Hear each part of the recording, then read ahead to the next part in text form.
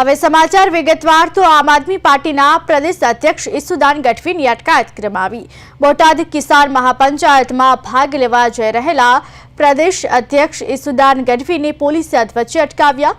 બગોદરા ખાતે ભાજપના ઇશારે ઈસુદાન ગઢવીને બોટાદ જતા અટકાવવામાં આવ્યા હોવાના આક્ષેપો કરવામાં આવ્યા। ઈસુદાન ગઢવીની સાથે જો કે संगठन महामंत्री सामत गढ़वी, प्रदेश महामंत्री, प्रदेश प्रमुख, लोकसभा इंचार्ज नेता सहित तमाम नेताओं तथा कार्यकर्ताओं ने बगोदरा खाते पुलिस द्वारा रोकवामां આવ્યા।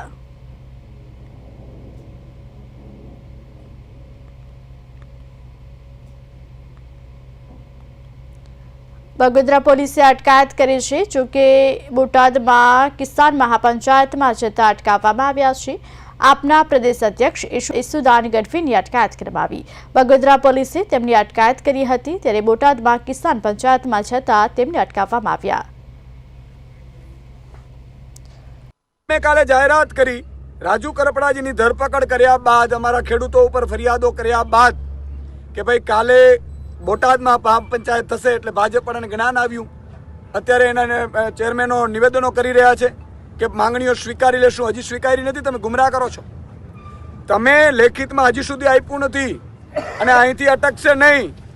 ઈસુદાન ગઢવી અને આમાં સમગ્ર નેતાઓ અહીંયા આવ્યા છે। આજે અહીંયા અમને બગોદરા પાસે રોકી લેવામાં આવ્યા છે। ભાજપે મુખ્યમંત્રી આદેશ કર્યા છે કે કોઈ પણ ભોગે ઈસુદાન ગઢવી બોટાદ પહોંચવું ન જોઈએ। ભાઈ, અમે આતંકવાદી છીએ? અમે શું ગુનો કર્યો છે? અને અમારાથી એટલો ડર લાગે છે? આ 54 લાખ ખેડૂતોના હક અને અધિકાર ઉપર મુખ્યમંત્રી તરાપ મારી રહ્યા છે। આવતીકાલથી 54 લાખ ખેડૂતો છે એ રસ્તા ઉપર નીકળશે તો કોણ બચાવશે તમને? તમારા કોઈ પણ કાર્યક્રમો થવા નહીં દઈએ। અને આજે હું એલાન કરું છું કે મને રોકવાથી, અમારા નેતાઓને રોકવાથી તમે એમ કહો છો કે મહાપંચાયત રોકી લેશે। ખેડૂતોને હું આહવાન કરું છું, મહાપંચાયતમાં રાજુ કરપડા ત્યાં પહોંચી રહ્યા છે। રાજુ કરપડા મહાપંચાયત કરશે। બોટાદ એપીએમસીમાં આજે મહાપંચાયતનું આયોજન કર્યું હતું। હજારો ખેડૂતો ત્યાં પહોંચવાના હતા। મેં પણ ગઈકાલે કહેલું કે અમે પણ પહોંચીશું। મારા રાજુભાઈ કરપડા આગેવાનની પણ અટકાયત પોલીસે કરી હતી। તમે જુઓ કે ખરેખર ભાજપના નેતાઓ છે એ કડદા કરે, રૂપિયા કમાય અને પછી પોલીસને આગળ કરે। ભાજપના નેતાઓની ઓકાત નથી કે પ્રજાની વચ્ચે જાય। એને ખબર છે કે પ્રજા મારશે, પોલીસને આગળ કરે। આજે અમે આતંકવાદી છીએ? ભાજપના ઇશારે પોલીસે તમામ મારા કાર્યકર્તાઓની અટકાયત કરી દીધી। આખા ગુજરાતમાં તમામ જગ્યાઓ ઉપર જે જિલ્લા તાલુકામાં કાર્યકર્તાઓ છે એને હાઉસ એરેસ્ટ કર્યા છે, નજરકેદ કર્યા છે। આ શું થઈ રહ્યું છે ગુજરાત? આવું તો અંગ્રેજ શાસનમાં પણ નહોતું।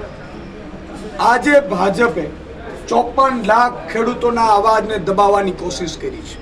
હું 54 લાખ ખેડૂતોને હાથ જોડીને વિનંતી કરું છું કે અમે ઝૂકવાના નથી, અમે ડરવાના નથી। અમે ભાજપની પોલીસથી કે ભાજપની તાનાશાહી સામે લડવા તૈયાર।